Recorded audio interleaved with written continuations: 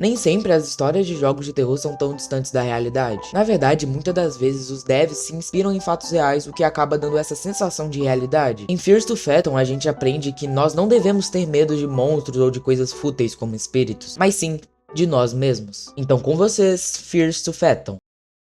Capítulo 1, Home Alone, 12 de julho. Eu nem sei porque eu tô colocando isso no Reddit, até porque todo mundo vai dizer que isso aqui é ficção. Eu também nem sei por onde começar. Me desculpa pela minha falta de capacidade de contar uma boa história. Eu acho que eu vou começar do começo. Era no meio do verão. Meus pais tinham saído no final de semana por causa de uma viagem a trabalho, o que significava que eu estaria sozinho pelo final de semana todo. É importante mencionar que nessa época meu cronograma de sono estava bastante bagunçado. Eu simplesmente ia dormir e acordava na hora que quisesse. Mas eu tinha planejado arrumar esse cronograma. Então acordamos com um despertador. Acordamos de um cochilo às 8 horas da noite. Logo, apita duas conversas no nosso celular. Uma parece ser a nossa mãe, preocupada por estarmos sozinhos em casa. Ela cita para checarmos a persiana da janela antes de abrirmos a porta para qualquer estranho. Mas então tentamos tranquilizá-la dizendo que ela é muito paranoica e que já temos 14 anos. Já a outra conversa é com o tal de Mason Oliver, que parece ser um amigo da nossa escola. Não é nada demais, é só uma conversa casual onde o nosso personagem convida ele para jogar nessa noite. Ele acaba não podendo ir porque ele tinha alguns planos. Tô indo pro corredor, de novo a nossa mãe manda mais uma mensagem dizendo que deixou lasanha na nossa geladeira. Então a gente desce as escadas, vai até a cozinha, abre a geladeira e logo coloca a lasanha no fogão. Depois que ela fica pronta, vamos até a sala comer assistindo televisão. Um par de pernas subindo as escadas. O nosso personagem parece não perceber, ou sei lá, talvez tenha sido uma alucinação. Bom, o que importa é que depois de comermos toda a lasanha, ficamos com sono. Quando entregamos o prato de lasanha na pia, o Mason manda mais uma outra mensagem se explicando por que ele não poderia jogar, e convidando a gente a ir pra casa de uma tal de Jéssica. Bom, nosso personagem parece só ignorar. Subimos para o quarto e antes de descansar na cama, o nosso personagem resolve fazer um dever de casa. 00:38. A nossa mãe manda uma mensagem dizendo para não dormirmos tarde e que ela não quer ouvir nada da senhorita Paula. 1:16 da manhã. Levantamos com sede, então a gente desce as escadas, bebe a água, então voltamos para o nosso quarto. A nossa mãe nos manda uma mensagem. Miles, quem tá na porta? Você tá aí? Ela manda uma foto da frente da nossa casa, com um homem estranho na porta da frente. Então descendo as escadas e olhando a persiana como foi mencionado na primeira mensagem da nossa mãe, um homem completamente estranho na porta da nossa casa. Mandamos algumas mensagens para nossa mãe perguntando de onde ela conseguiu essa foto. Ela disse que a senhora Paula mandou pra ela. Ela também disse que tá chamando a polícia, que é pra gente trancar as portas e esconder no quarto. E também não abrir a porta, não importe o que o estranho faça. Logo, a gente entra pro quarto e se esconde debaixo da cama. Ouvimos um barulho de vidro quebrando e logo também um de campainha. Recebemos uma mensagem da nossa mãe perguntando se a gente consegue ouvir ela, dizendo que a senhora Paula está na porta. Ela também se desculpa dizendo que vai ficar tudo bem. A gente consegue ouvir uns barulhos dentro da nossa casa, sons de portas abrindo e até passos, indicando que realmente tinha alguém ali dentro. Esperando por um tempo, conseguimos escutar um barulho de sirene de polícia, então saímos debaixo da nossa cama e vamos até lá fora, encontrando a tal da senhorita Paula, a nossa vizinha, com alguns policiais ali, nos salvando daquele pesadelo.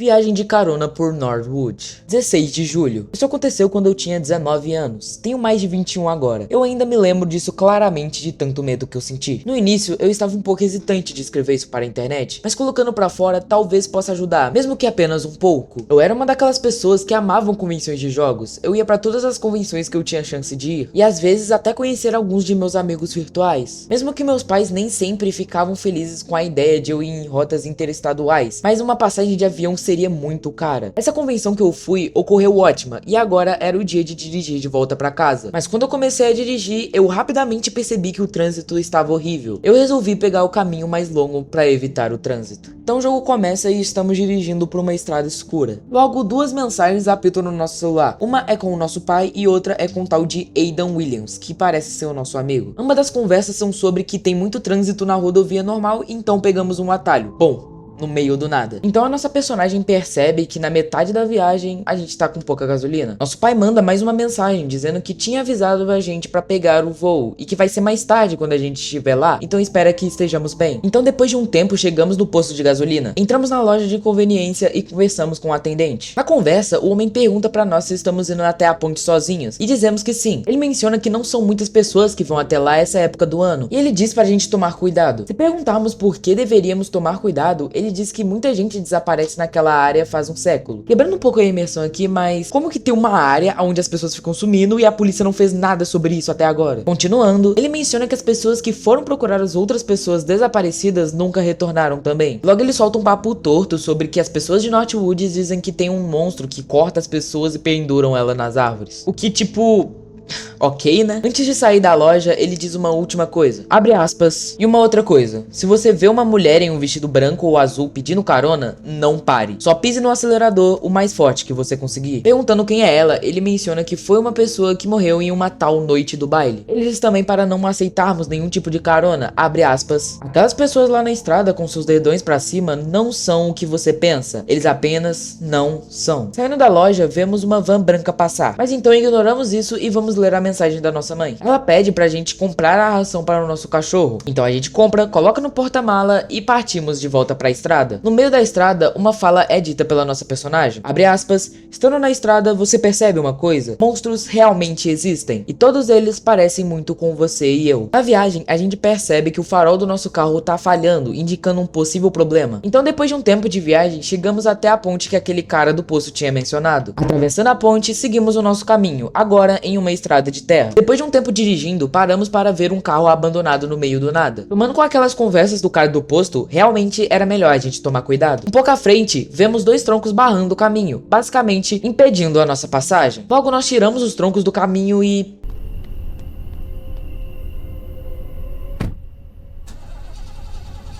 o carro não pode ligar novamente. Então a gente não tinha escolha a não ser pedir carona para um estranho. 22h23. Um carro passa, mas ele não para. 22h43.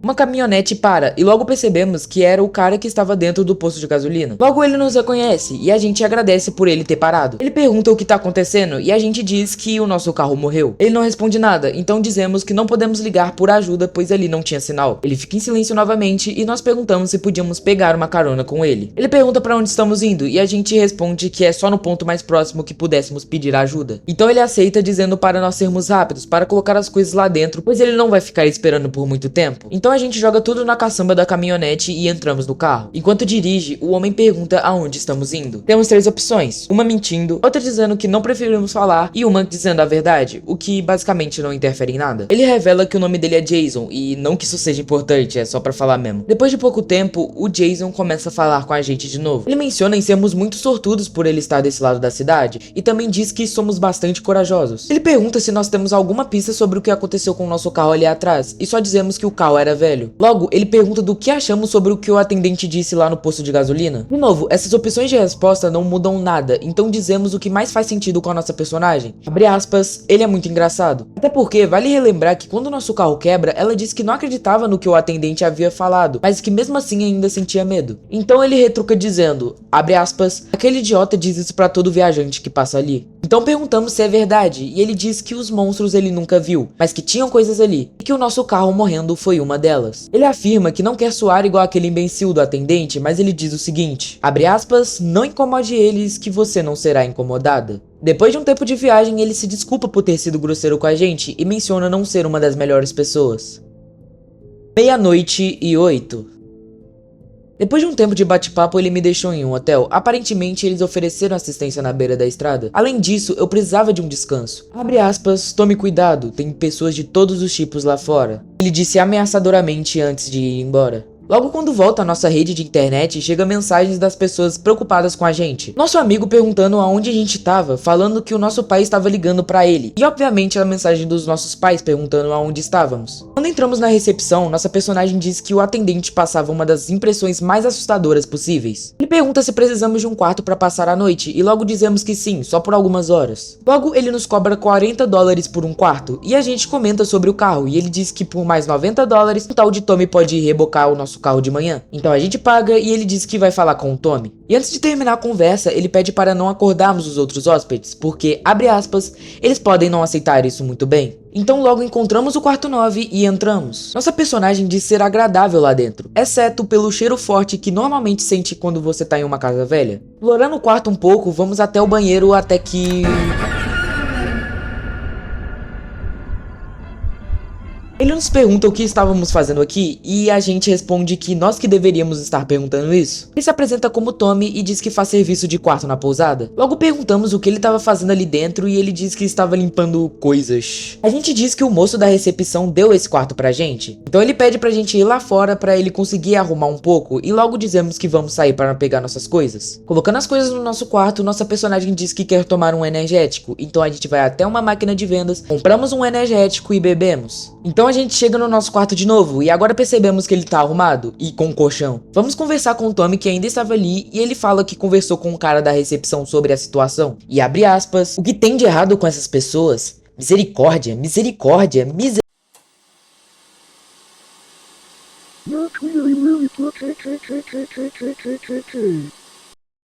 Logo após ele dizer isso, ele diz para não nos preocuparmos que ele vai pegar o nosso carro. Ele menciona que o telefone do quarto não está funcionando, então se precisarmos pedir algo, vamos ter que ir até a recepção. Ele diz que estão tentando consertar, mas eles não têm tido muitos hóspedes ultimamente. Ele nos deseja boa noite e sai pela porta. Então a gente vai direto pra cama dormir. Acordamos no meio da noite ainda deitados na cama. A tela começa a ficar estranha, então... tem alguém olhando pra gente da janela. Então a gente levanta e por causa da nossa ansiedade, a nossa personagem decide tomar um café pra se acalmar. A gente vai até a máquina de café, bebe o café e... tinha alguma coisa nesse café. Com muito custo, vamos até o nosso quarto. Nosso pai até manda uma mensagem que é inelegível nesse estado. Então a gente deita na cama e a gente acorda no meio da noite de novo, com o telefone tocando e... aquilo era uma pessoa no quarto? Logo batem na porta do nosso quarto e a gente pergunta quem é. Então alguém responde de ser o Joey, o cara da recepção, e pede pra abrirmos a porta. Ele parece estar furioso e disse que já havia avisado pra gente não acordar ninguém daqui. Ele disse que teve reclamações de pessoas que estavam falando que a gente estava fazendo uns barulhos estranhos. Ele pede pra gente fazer o que estivermos fazendo, só que mais baixo, e ainda pergunta sobre os nossos olhos estarem vermelhos. Então a gente menciona a máquina de café e ele diz, abre aspas, você deve estar brincando comigo, não é? Não temos máquinas de café aqui. Logo nós dizemos que havia sim, e ele basicamente surta. Ele fala que achava que pela única vez não teria um cliente maluco, mas agora ele começa a pensar que o único maluco é ele. Então nós pedimos pra ele nos seguir e a gente leva ele até lá. E simplesmente percebe que a máquina de café havia sumido. Então ele manda a gente voltar pro quarto. Nós até tentamos contestar, mas irritado ele manda novamente voltarmos para o quarto. Ele diz que tem alguns remédios perto da cabeceira pra aliviar o que nós estejamos sentindo. Então vamos até a gaveta, pegamos o remédio e tomamos ele com água. O remédio faz efeito, fazendo tudo ficar normal novamente. Logo vemos uma movimentação estranha vindo da janela e alguém bate na porta e perguntamos quem é. A pessoa atrás da porta diz para abrirmos a porta para ela, pedindo ajuda. Então perguntamos o que a pessoa quer e de novo ela responde que precisa da nossa ajuda. A gente fica calado e a pessoa diz, eu sei que você está aí. Logo voltamos para a porta e dizemos para a pessoa, por favor, sair. Então ele diz que só precisava conversar com a gente, alegando não ser um policial. Então nós dizemos que se ele não for embora chamaremos a polícia. Logo ele começa a arrombar a porta e nós nos escondemos no armário.